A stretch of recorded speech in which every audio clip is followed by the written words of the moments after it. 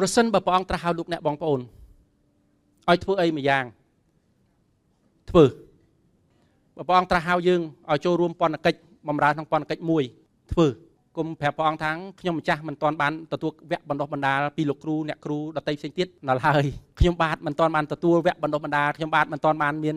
គ្រាន់តែធ្វើគ្រាន់តែប្រតិបត្តិតាមអនុញ្ញាតឲ្យព្រះអង្គជាអ្នកដែលបង្ហាញផ្លូវរបស់យើងអនុញ្ញាតឲ្យព្រះអង្គជួយយើងអនុញ្ញាតឲ្យព្រះអង្គជាអ្នកដែលយាងមកជួបយើងពីព្រោះតាំងពីដើមទីមកដល់ពេលបច្ចុប្បន្នព្រះអង្គមិនផ្លាស់ប្រែគឺព្រះអង្គចង់នៅជាមួយលោកអ្នកបងប្អូនហើយព្រះអង្គចង់ឲ្យលោកអ្នកបងប្អូននៅជាមួយនឹងព្រះអង្គតាំងពីដើមរៀងមកនឹងជាមូលហេតុព្រះអង្គឲ្យលោកម៉ូសេរៀបចំព្រះពលាឬរោងអបោលសុទ្ធនឹងជាមូលហេតុដែលព្រះអង្គមានព្រះបន្ទូលថាព្រះអង្គយាងព្រះអង្គសុំឲ្យព្រះបិតាបញ្ជូនព្រះដល់ជួយការពារគឺព្រះវិញ្ញាណដ៏បរិសុទ្ធដើម្បីមកធ្វើអីមកគង់នៅជាមួយលោកអ្នកបងប្អូនហើយនឹងខ្ញុំបំណងព្រះハតីព្រះអង្គគឺឲ្យយើងបានជួបគ្នាជាមួយនឹងព្រះអង្គ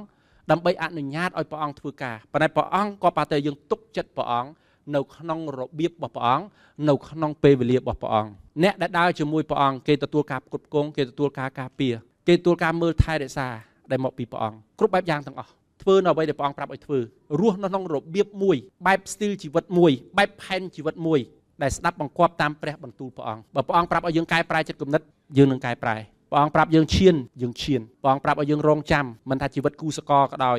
ឱកាសជំនួញក៏ដោយបើព្រះអង្គប្រាប់ថាចាំយើងចាំអាមែន